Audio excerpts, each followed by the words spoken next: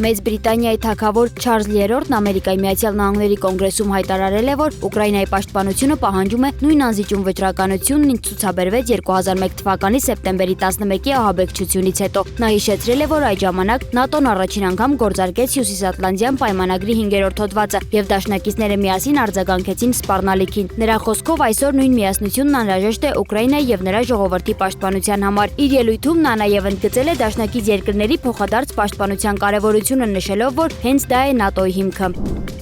Ամերիկայի Միացյալ Նահանգների նախագահ Դոնալդ Թրամփը հայտարարել է, որ Իրանը ցանկանում է օր առաջ վերականգնել Հորմուզի նեղուցի աշխատանքը։ Նա նշել է, որ իրանական կողմը կապ է հաստատել Վաշինգտոնի հետ եւ տեղեկացրել, որ երկիրը կաթվածահար վիճակում է։ Թրամփի խոսքով Իրանում այժմ փորձում են հասկանալ, թե ով է ղեկավարում երկիրը, սակայն նա կարծիք է հայտնել, որ այդ հարցը կլուծվի։ Նա չի նշել, թե ով եւ ինչ ճանապարհով է փոխանցել այդ ուղերձը Ամերիկայի Միացյալ Նահանգներին։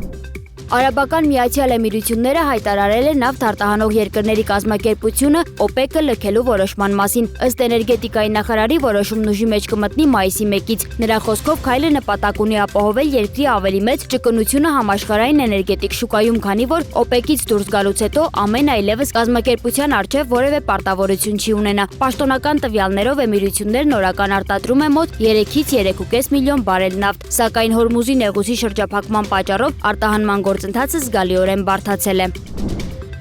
Ֆինլանդիայի նախագահ Ալեքսանդր Ստուբը հայտարարել է, որ Ռուսաստանի եւ Եվրոպայի միջև շփումների վերականգնումը անխուսափելի է։ Նրա խոսքով հարաբերությունները պետք է շարունակվեն, քանի որ հարևան պետությունները չեն կարող երկարաժամկետ կտրվածքով լիովին խզել կապերը։ Ստուբը հավելյալ մանրամասներ չի ներկայացրել։